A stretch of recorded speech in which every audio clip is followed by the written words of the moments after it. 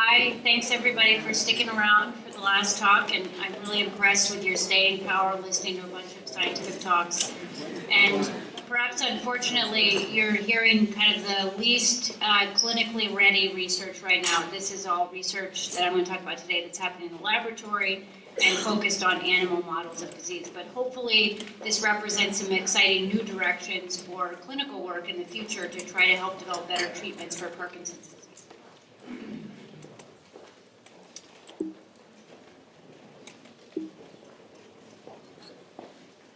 This is to advance. Oh, yeah, that works. Okay, down. First, before I talk, I just wanted to introduce my research group.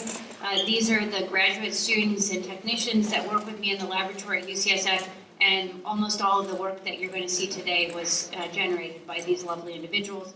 In particular, most of the work that I'm going to show was done by a talented graduate student, Mike Ryan, and another graduate student, Basal, both of whom are currently finishing up their PhDs at UCSF. And I think I want to bring up that actually, like Karen alluded to earlier, a lot of great Parkinson's disease research is done by people who are not clinicians. So I am a neurologist and a researcher, but none of the other people in my group are clinicians. And so it takes wonderful people like you to emphasize to these scientists, what is it about the disease that's most distressing to you?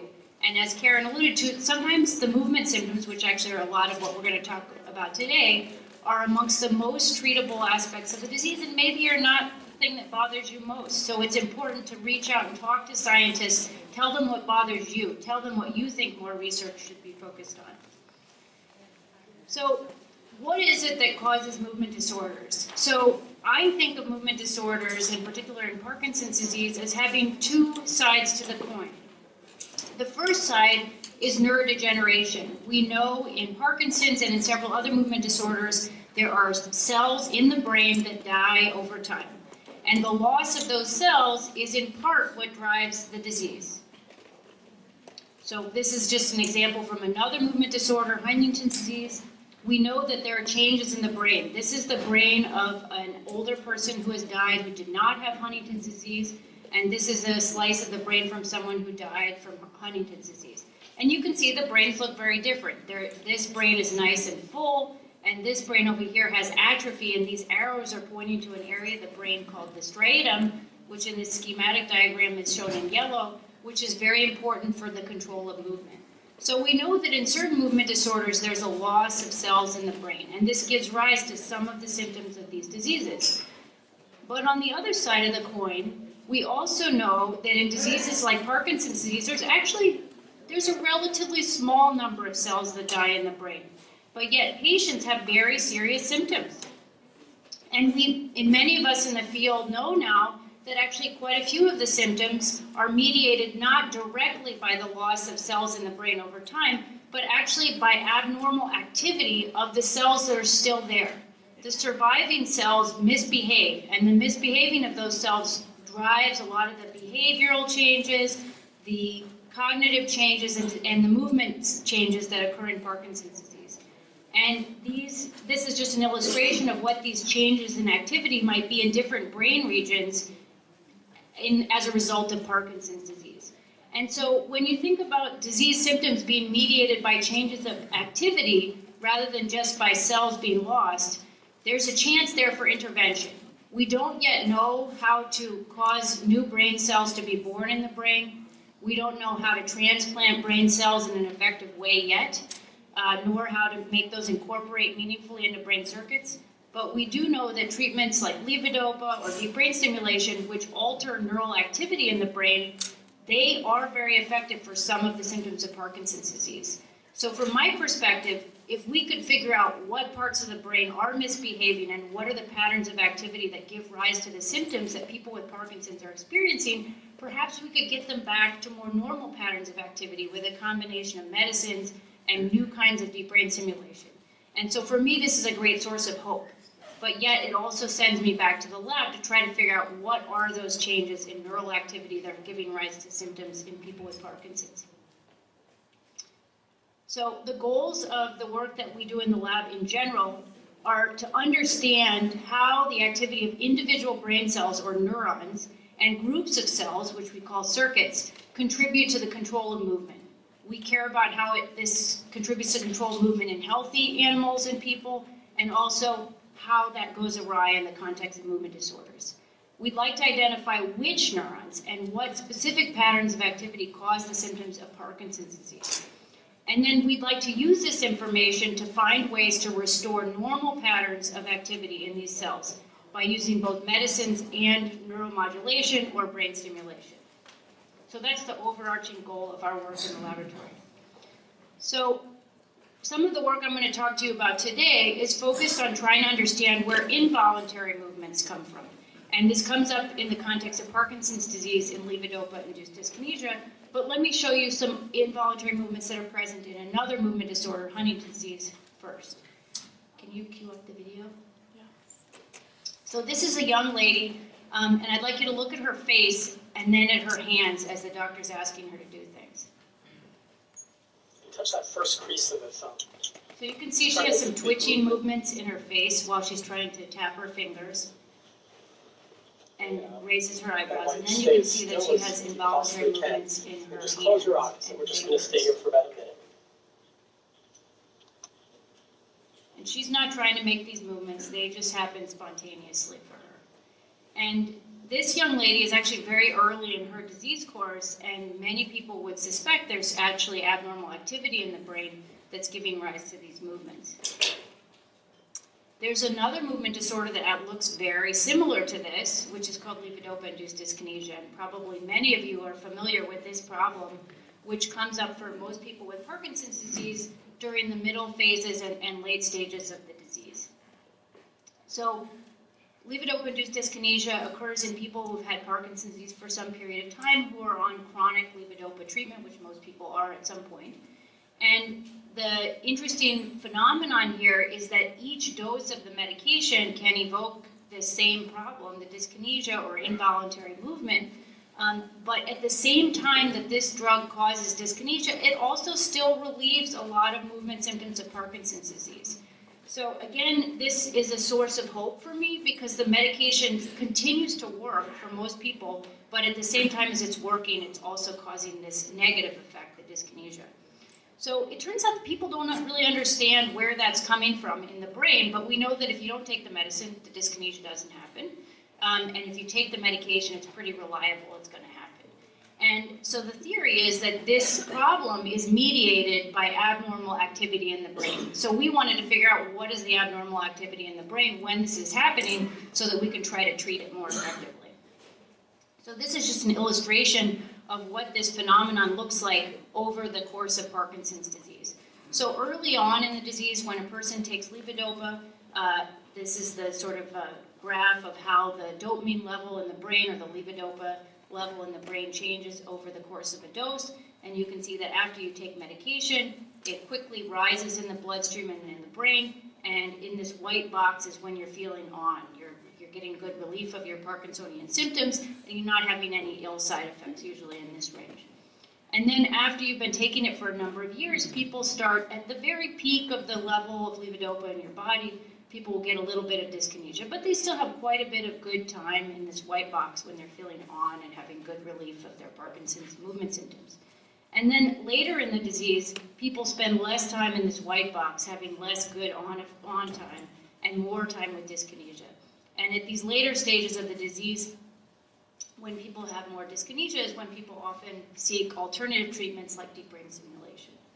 So we'd like to understand how is it that the brain is changing over this period of time, and what is it that levodopa is doing to the brain here that it didn't do here. So this is a video of a woman who has had Parkinson's disease for quite some time, and she just took her levodopa medication. And you can see that she has these dance-like movements that are affecting nearly every part of her body. And it does relieve her Parkinsonism. She's not moving slowly right now, but you can imagine how these kinds of movements can be very disabling and actually cause people to want to take less medicine and then have less relief of their Parkinson's. And this woman was seeking deep brain stimulation, which was highly effective for her dyskinesia. So again, our goal is to try to understand what's going on in the brain when this is happening. So for today's talk, my more narrow goals to talk to you guys about are to discuss the brain circuits that we believe go wrong in the context of Parkinson's disease and dyskinesia, explain the mouse models that we use to model Parkinson's disease and dyskinesia, and then introduce you to some of the exciting tools that we have available in animals that we hope will shed some light on what's going on for people with Parkinson's disease, and then share some of the findings that we've had from these projects looking at changes in brain activity in Parkinsonian mice and during levodopa-induced dyskinesia. So first, let's just talk about the underlying brain circuits that, again, we think have abnormal activity in people with Parkinson's and give rise to some of the symptoms. I'll just mention now the caveat that almost everything that I'm going to talk to you about today is focused on movement symptoms. And the reason for that is it's very easy to measure movement in mice. It's harder to ask mice about how their thinking is, about how their mood is. But actually, there are ways to test cognition and memory in mice. And I think this is actually the next frontier for us, is to try to see if some of the things that we have seen in the context of movement disorder of Parkinson's disease also may apply in the context of the cognitive changes that many of you may be experiencing. Okay, so here's a schematic diagram of the brain in a human, and it turns out that actually many of the circuits that are found in humans are also found in mice. It's just a little bit less fancy, but it's the same general idea. And this group of circuits here, these brain structures that have arrows between them, are what we call the basal ganglia. And the basal ganglia are a set of interconnected brain regions that talk to each other, and these are the areas of the brain that are thought to behave differently in people with Parkinson's disease. So the only cells that die in somebody with Parkinson's disease in this circuit are the cells that are dopamine neurons down here in the substantia nigra pars compacta, or SNC, this yellow structure down here. But it turns out that all the other cells in this circuit, things that are connected to these yellow cells, they don't die, but they have abnormal activity in Parkinson's disease. But one of our goals was, again, to try to figure out how does that change in Parkinson's disease. And this over here on the right, is a very simplified version of this circuit over here with just boxes and arrows to represent the different brain regions and their connections. So this basal ganglia circuit is a loop. So it starts in the motor cortex, which is the fancy part of the brain that helps direct motor control, and it flows through the basal ganglia in a loop down to the thalamus and back up to the cortex. And this circuit modifies our actions as we are performing them and helps us to coordinate movement. There's been a theory for 30 plus years now that within the basal ganglia there are two canonical pathways. One is shown here in green and the other in red. The green pathway is called the direct pathway, and it's called the direct pathway for anatomical reasons, but I've shown it in green here because people have long hypothesized that this pathway in the brain is the go pathway. This is the pathway that may facilitate movement, it may facilitate decision making, it may facilitate motivation. Karen was alluding to actually earlier that sometimes your get up and go in Parkinson's disease, not the physical get up and go, but sort of the emotional energy get up and go is also impacted by the disease. In contrast, in red here is another pathway called the indirect pathway, and I've shown it in red because it's canonically thought of as the stop pathway. It is thought to be involved in suppressing movements that you don't want to make right now, or helping you to stop an action, or prevent an impulsive decision, things like that. And it's believed that when you're healthy and the basal ganglia is functioning well, that these two pathways are balanced, that you need a little bit of go and a little bit of stop to execute the right behaviors at the right times. However, it's been hypothesized that in Parkinson's disease, these two pathways become imbalanced.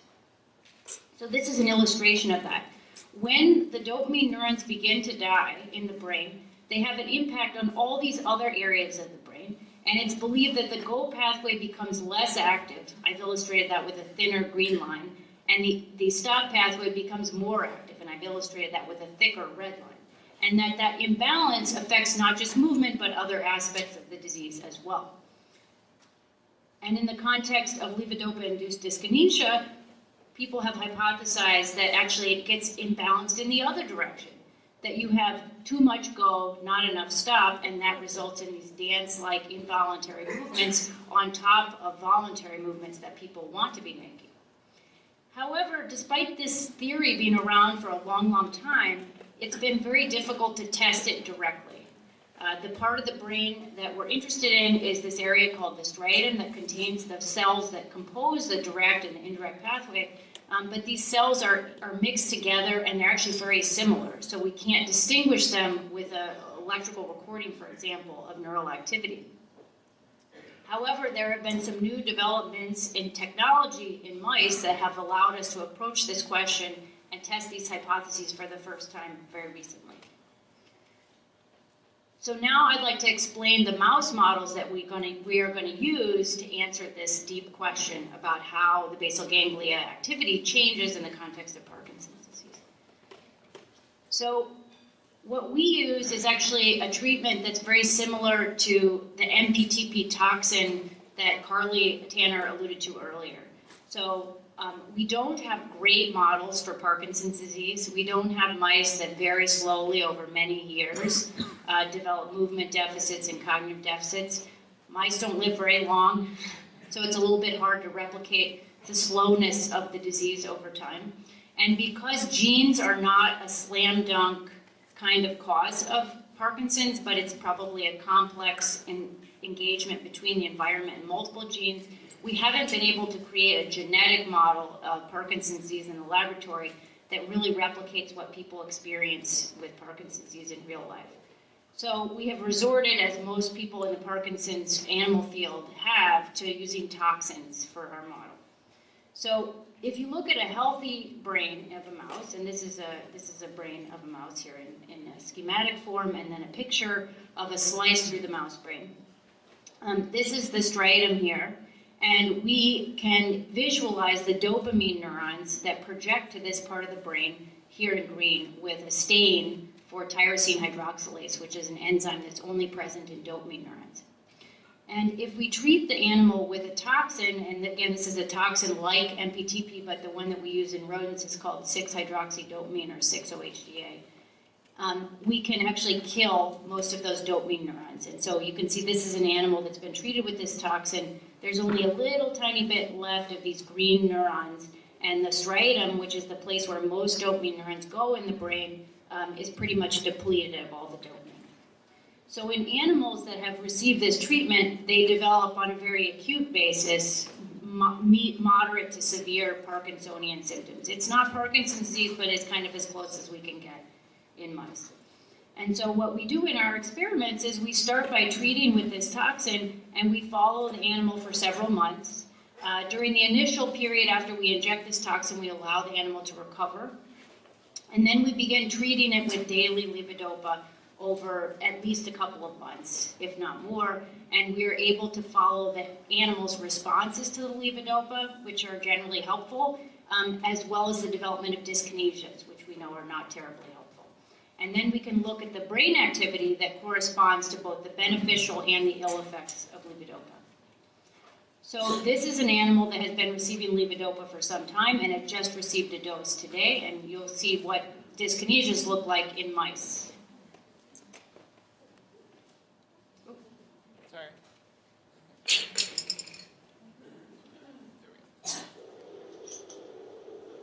So the animal has actually Parkinsonian symptoms only on one side of its body because we inject the toxin only on one side. So it tends to have twisting kind of movements when you administer levodopa, and it tends to lick itself, scratch itself, and have other involuntary movements that are directed only to one side of the body.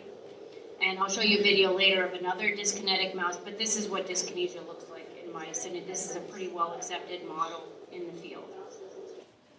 So we can take mice like this and look at what is the brain activity while this is going on, and compare that to the brain activity when they haven't received levodopa, when they're in the Parkinsonian state. So now I'm going to introduce you to some of these neat tools I mentioned earlier that really have helped us to probe the circuits that are going awry in the context of Parkinson's disease. So one of the most revolutionary techniques in neuroscience in general that to me has been incredibly helpful in understanding Parkinson's disease is a technique called optogenetics. It was developed about 10 years ago now at Stanford University, but has really permeated all of neuroscience over that time. And this is a technique that allows you to stimulate or inhibit individual neurons using light. So the old school way of turning neurons on in the brain, which is actually the same technique that we use for deep brain stimulation, is you stick a metal electrode in the brain and you pass current on that electrode, and basically anything that's in the vicinity of that electrode will be activated. And this is because neurons operate with electrical impulses or action potentials, and they increase their firing of those action potentials when there is stimulation. At least that's usually what happens. However, you can imagine that if you're just stimulating in a brain region with electricity, the electricity doesn't care what kind of cell you are. It doesn't care if you're in brain region A or brain region B. If you're within a certain distance of the electrode, it's going to stimulate everything. But there's all kinds of different cells in the brain, including the direct and the indirect pathway neurons I alluded to earlier, that actually might oppose one another. Wouldn't it be great if we could actually manipulate only one cell type at a time, independent of where it's physically located in the brain? And that's what optogenetics allows us to do. So this technique relies on the use of ion channels, which are naturally occurring in many animals, including us. And there are particular ion channels that are derived from things like bacteria or algae or kelp that are sensitive to particular wavelengths of light. And this particular ion channel, called channel rhodopsin, which is the canonical tool in optogenetics, is sensitive to blue light. So when there's no light present, this channel is closed and nothing happens.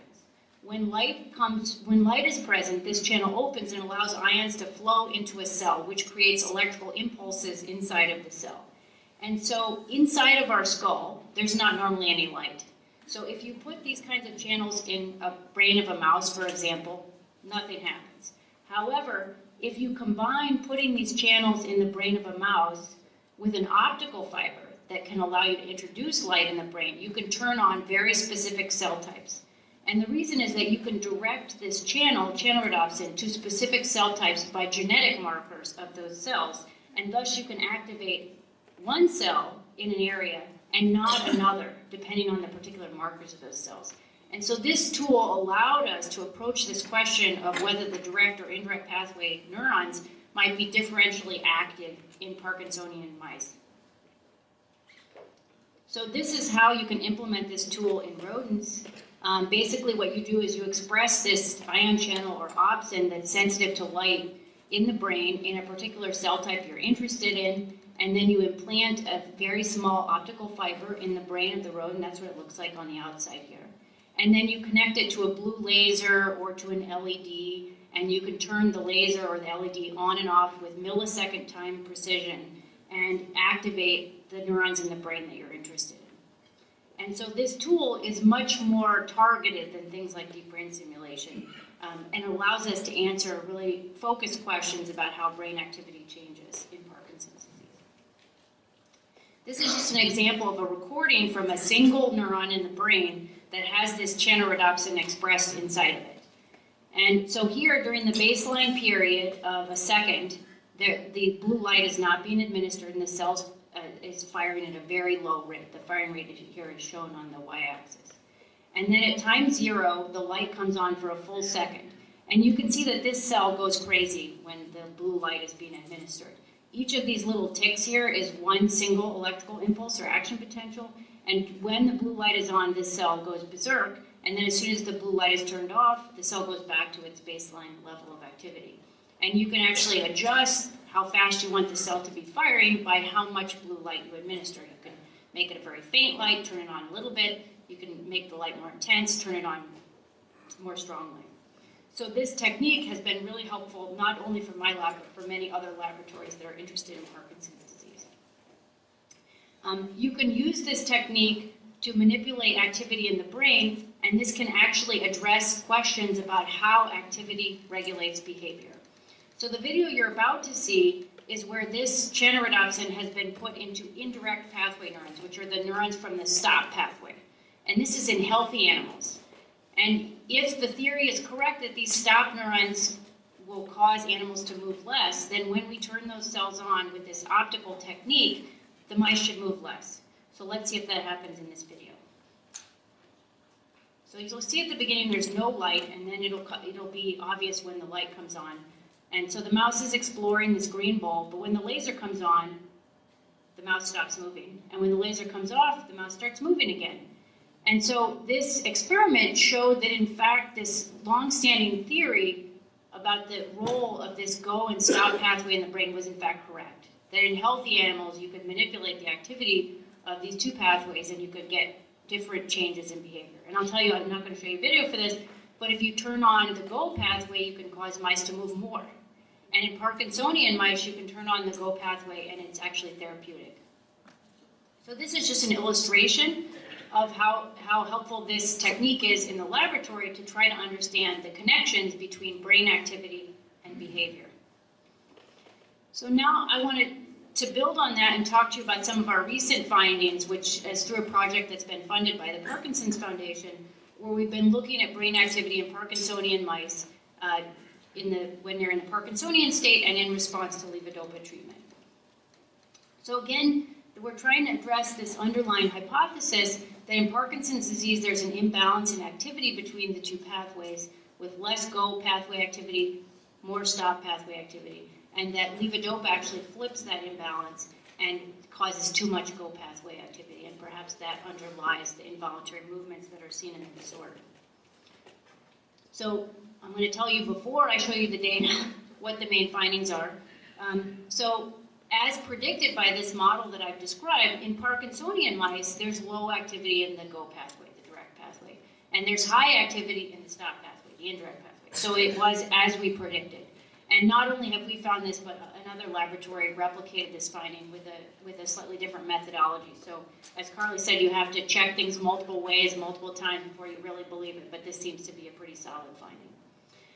And then we also found that levodopa reverses this pattern, just as we predicted, and during dyskinesia it becomes very imbalanced, and perhaps that's part of why dyskinesia occurs. And finally, you can take healthy animals and you can stimulate the direct pathway, and this can cause dyskinesia even without levodopa present. And so this really tells us that these GO neurons, the direct pathway neurons, are part of the key mechanism of levodopa-induced dyskinesia, and maybe that's where we need to focus our efforts. So we use optogenetics not only to evoke different behaviors, but also to label cells that we're recording in vivo. So inside the animal, and you don't need to show this video. So in these experiments, again, we take Parkinsonian mice, and what we're now doing is we're implanting what we call an optrode, which is a series of very small metal electrodes to record the electrical activity of the brain. And we're labeling cells with this optical technique, and we make those recordings when animals are receiving levodopa on a daily basis. So this is just a schematic diagram of what that looks like in the mouse's brain. We express the chanorodopsin, this optical tool, and that's shown here in the green, and then we implant a bunch of tiny electrodes into the striatum, which again is the part of the brain that receives these dopamine signals in healthy brains, and probably is where levodopa has most of its effects in people who have Parkinson's disease. And what we can do is label individual neurons that we're recording with this optical technique, and then go back and say, what was the activity in the direct pathway, what was the activity in the indirect pathway, or the go and stop pathway. So during each session, the mouse is running around, and what we're doing is looking at the behavior in correlation to the activity in the brain. So these are the two main behaviors that we measure. We measure what's called the abnormal involuntary movement score, which is a measure of the intensity of the dyskinesia that the mouse is experiencing. And we measure essentially how well is the levodopa working to relieve the slowing of movement. So the mice develop slowing of movement, just like people with Parkinson's do, and the levodopa relieves that. So in this particular graph here, you can see that at time 0, we administer levodopa, and we see an increase in the movement of the mouse, so an increase in normal movement, so relief of Parkinsonism, but we also see the development of dyskinesias, because this is a mouse that is more end stage and has received levodopa chronically. And then in parallel with that, we make these neural recordings of activity in the brain to try to see how the activity of individual cells relates to behavior. And so in green here is a trace showing the firing rate as a function of time during one of these kinds of sessions in the go pathway. So these are neurons that have been recorded from the direct pathway or go pathway, and you can see that during the baseline period, their firing rate is very low before they receive levodopa. So we noticed that in Parkinsonian mice, as compared to healthy control mice that we've also done these recordings in, there's a very low level of activity. And again, this corroborates some of the predictions of this model that's been around for a long time. And then when we administer levodopa and get dyskinesia, we see an increase in activity. And actually, some cells achieve fairly normal firing rates or levels of activity. And so in that way, we think levodopa is actually able to restore some measure of normal activity in the brain, and perhaps that's responsible for the therapeutic effects of levodopa. But also we see some cells whose firing rate gets extremely high, way outside the normal range, and we think that maybe these cells are responsible for dyskinesia. How about if we look at the stop pathway or the indirect pathway? So in those cells, as again predicted by this model, there's a decrease in activity when you administer levodopa. The activity of these cells is quite a bit higher in the Parkinsonian state than the go pathway, which makes sense if we think that part of the reason that people have slowing of movement is there may be extra activity in this stop pathway that's holding people in place so they can't execute the movements that they want to make. And we saw that overall levodopa causes these cells to become pretty quiet, so slows down the stop pathway. And maybe that actually contributes to dyskinesia as well. So those findings seem to support this model I discussed earlier, where in Parkinson's there's an imbalance in activity between these two pathways. And to some degree, levodopa balances it again, but it might actually overbalance it so that you have too much activity in the go pathway. So one of the things that we observed while we were doing these experiments is actually that each individual cell had its own identity. And some cells seemed to respond, particularly when the animal was dyskinetic, and other cells seemed to respond more when the animal was having a therapeutic response to the levodopa. So let me show you some examples of those cells. So again, during an individual session, we measure both the dyskinesia, the ill effects of the medication, and the therapeutic effects or movement-related effects of levodopa. So this is just measures of the behavior during a particular session. And then this is an example of one kind of neuron that we found many of in our recordings. And this is a cell that we call a dyskinesia cell. This cell's firing rate closely parallels the development of dyskinesia. If you look at these traces here, this is the behavior of the mouse, and this is the firing or electrical activity of an individual neuron. And you can see these look pretty similar. And actually, if you look at the correlation between the dyskinesia severity and the electrical activity of these cells, they are very strongly correlated. And this cell's firing was not very well correlated with rotational behavior or just normal increased movement that we typically see with levodopa. In contrast, we saw other cells, like this one, that were recorded at the very same time during the very same session, whose activity seems to closely parallel the beneficial effects of levodopa. This cell, you can see the trajectory of the firing activity of this cell closely parallels the rotation rate or increase in movement of the mouse. So we think of these cells, which we call rotation units, or you can think of as cells that respond to the therapeutic effects of levodopa. They correlate strongly with movement, but they don't correlate very well with dyskinesia. So we found both of these kinds of cells in the brains of Parkinsonian mice, and this was incredibly exciting to us because this implied that there might be two different populations of cells. Some that mediate the beneficial parts of what levodopa does for you, and some that mediate the ill effects of levodopa, such as dyskinesia. And if we could find a way to target these two types of cells with better medications or different neural stimulation protocols, perhaps we'd be able to get some of the benefits of levodopa without the side effects. So this is something that we're working on now in the laboratory to try to figure out what is different between these cells and how can we harness that power of these therapeutic cells without activating these dyskinesia-associated cells. I'm going to skip here to this experiment. So the data I just showed you shows that there's a correlation between activity in the brain and dyskinesia. But it doesn't tell you that that's the cause. So all kinds of things happen in the brains of animals that have Parkinson's.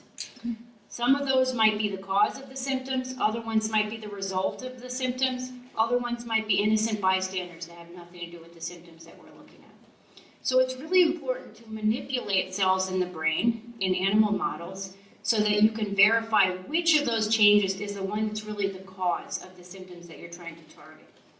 So in this experiment, what we did is take both healthy and Parkinsonian animals, and we manipulated those GO pathway cells, or direct pathway cells. Remember, I showed you that in Parkinsonian animals, when you administer levodopa, those GO pathway cells increase their firing immensely, and that seems to correlate strongly with dyskinesia. However, again, just a correlation doesn't tell us that something is causal. So in this experiment, we basically caused activity in that GO pathway, or direct pathway, artificially with using optogenetics. And there's no levodopa in these mice. And we try to see, can we evoke dyskinesia in the absence of levodopa? Which doesn't happen in people with Parkinson's disease. They know it doesn't happen unless they take their medication.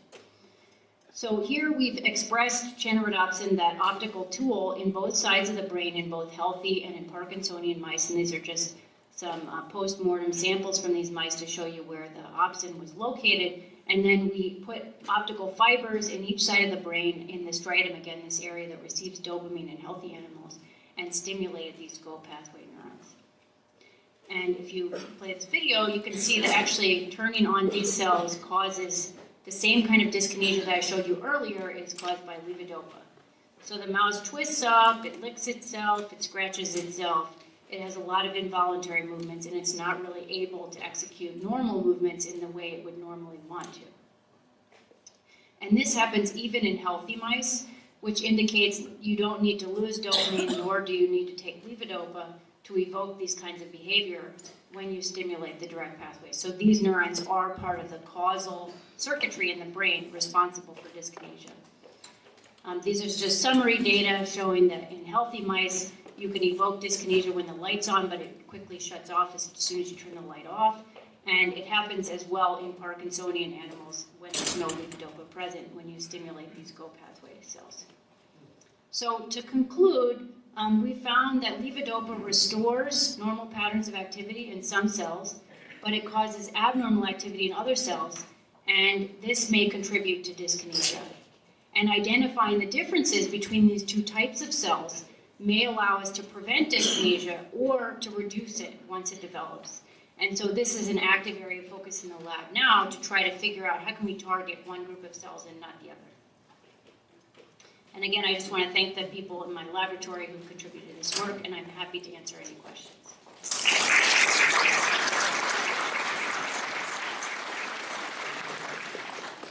In general, from what I get from your presentation, which is great, it seems to me that the longer you delay taking levodopa, and the less you take levodopa, the better you're going to be in the future. Is that true or not true? So this has been a debate in the neurology community forever.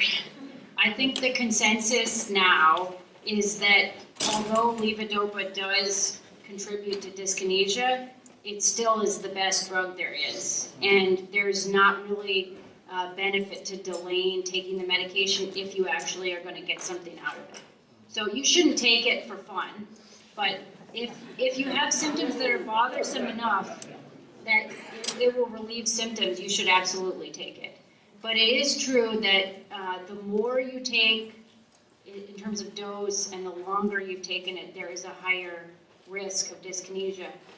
A sort of related question to what you've asked, people for a long time haven't really been able to distinguish, is the risk of dyskinesia related to how long you've had Parkinson's disease, or is it related to how long you've been taking medicine? And of course, in real life, both of those things happen at the same time, right? And the more years you've had the disease, probably the more years you've been taking medication.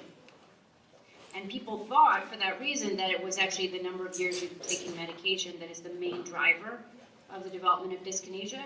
But in some populations of people who don't have as good access to medical care, for example, who took levodopa later in the course, they develop dyskinesia much faster. So we suspect that actually the severity of the Parkinson's underneath the medication is the biggest single risk factor for developing dyskinesia.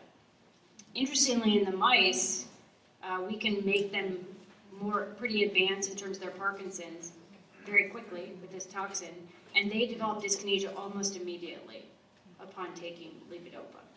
So it doesn't take years of exposure, it takes a few days. So basically, the more you take, the earlier you take it, increases the risk. It does, but I think that the sacrifice in terms of managing your Parkinson's symptoms is too great not to delay taking medicine if you really need it. But of course, it's an individual decision to be made with you and your doctor.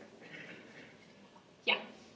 Sorry, this might give you a talk about the dyskinesia, but there was an article in the paper, on our local paper on the front page about the Neuron discovering of the, finding a dopamine agonist to try to prevent the destruction of dopamine by Dr. Janet England at UCSF. Mm-hmm. Can you expand on that at all? So there's the work that I'm talking to you about today is what we call pathophysiology. What does the brain do after the cells have begun to die? There's another whole field of Parkinson's disease research that's focused on pathogenesis. How does a disease begin? How does it get started? How do cells begin to die? And actually, Carly's work sheds a lot of light on how does that disease begin, the combination of genes and environmental factors. So there is a lot of work both in terms of genetics and in terms of potentially neuroprotective treatments that would help prevent the loss of dopamine neurons, and that's not what my work sheds light on. It's more about once that's happened, how can we remediate some of the changes in the brain? But maybe we can talk more over lunch. That would be really fun. How about here? Is there information on maybe what percentage of PD patients are helped by deep brain stimulation? Yes. Carly probably knows those stats better than I do, but my understanding is that the majority of people who get deep brain stimulation actually get incredible benefit from it. It's usually people can lower their medication dose immensely, and that reduces all these side effects we were talking about, and it relieves many of the same symptoms that the medication relieved for them earlier on in the disease course. However, there are certain populations of people within the wide group of folks that have Parkinson's disease that are more likely to benefit from deep brain stimulation than others. And it's best to talk to your Parkinson's neurologist and potentially a deep brain stimulation center to figure out if you or your loved one is one of those people. But it does people who end up getting it do really well with it. Okay, so we're going to hold the rest of the questions for our open talks. Thank you, Dr. Yep.